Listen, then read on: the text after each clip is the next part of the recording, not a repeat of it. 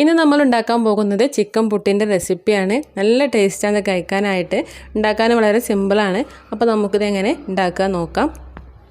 അതിനായിട്ട് ആദ്യം ചിക്കൻ ഒന്ന് വേവിച്ചെടുക്കണം. അപ്പോൾ ഞാനിവിടെ 200 ഗ്രാം അളവിൽ ചിക്കൻ എടുത്തിട്ടുണ്ട്. ഇത് കുക്കറിലിട്ടൊന്ന് വേവിച്ചെടുക്കാം.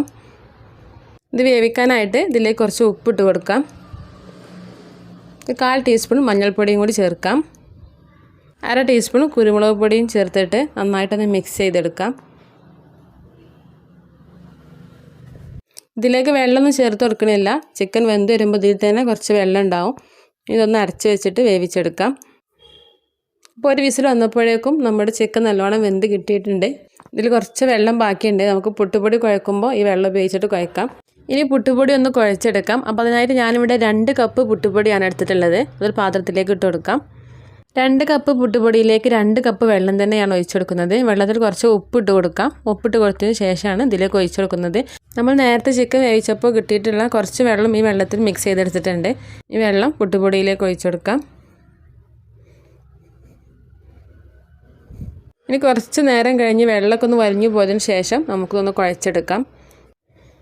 അപ്പോൾ ഇതിൽ വെള്ളമൊക്കെ പാകമായി കിട്ടിയിട്ടുണ്ട്. ഇനി നമുക്ക് ഇതിലേക്കുള്ള മസാല റെഡിയാക്കാനായിട്ട് ഒരു ചട്ടി അടുപ്പത്ത് വെച്ചിട്ടുണ്ട്. ഈ ചട്ടിയിലേക്ക് 2 ടേബിൾ സ്പൂൺ വെളിച്ചെണ്ണ ഒഴിച്ചു കൊടുക്കാം. ഇനി ഇതിലേക്ക് 2 സവാള കട്ട് ചെയ്തിട്ട് കൊടുക്കാം. ഞാനിവിടെ 2 വലിയ സവാളയാണ് എടുത്തിട്ടുള്ളത്. അതേപോലെ നീളത്തിൽ കട്ട് ചെയ്തിട്ട് ചട്ടിയിലേക്ക് ഇട്ടൊന്ന് വഴറ്റിയെടുക്കുക.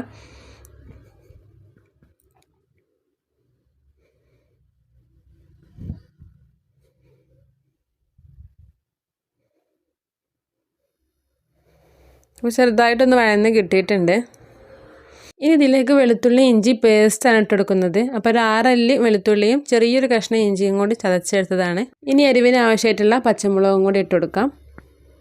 കൂടെ തന്നെ കുറച്ച് കറിവേപ്പില കൂടി. ഇതെല്ലാം കൂട്ടിയിട്ട് നന്നായിട്ടൊന്ന് മിക്സ് ചെയ്തെടുക്കാം.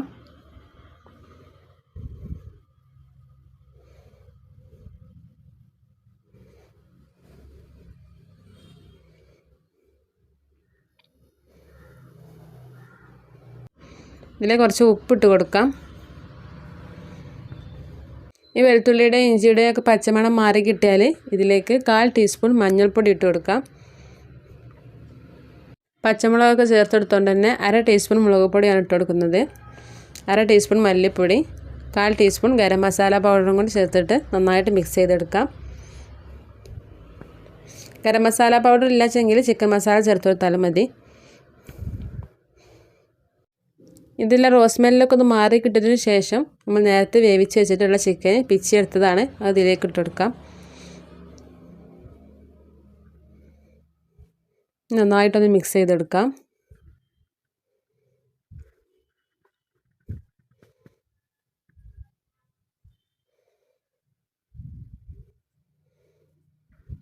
ചിക്കൻ ഇതിലൊന്ന് മിക്സായി കിട്ടാൻ വേണ്ടി കുറച്ച് നേരം ഒന്ന് അടച്ച് വെച്ചിട്ട് വേവിച്ചെടുക്കുന്നുണ്ട്.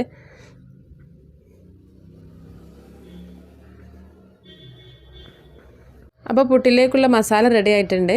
ഇനി പുട്ട് ചുട്ടെടുക്കാം. അതിനായിട്ട് കുറ്റിയിലേക്ക് ആദ്യം നമ്മൾ തേങ്ങയാണ് ഇട്ട് കൊടുക്കുന്നത്. അതിനുശേഷം നമ്മൾ ഉണ്ടാക്കി വെച്ചിട്ടുള്ള ചിക്കൻ മസാല കൂട്ടിട്ട് കൊടുക്കാം.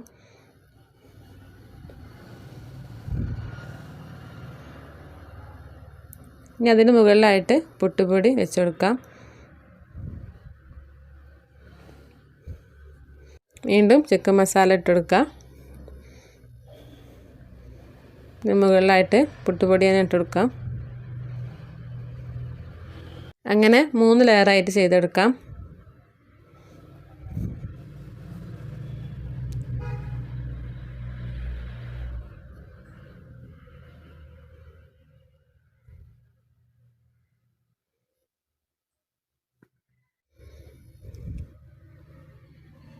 ഇനി കുറ്റി അടുപ്പത്ത് വെക്കാം. അപ്പോൾ ആവിയൊക്കെ വന്ന് ചിക്കൻ പുട്ട് നല്ലോണം വെന്ത് കിട്ടിയിട്ടുണ്ട്. ഇപ്പോൾ കുത്തി നോക്കാം.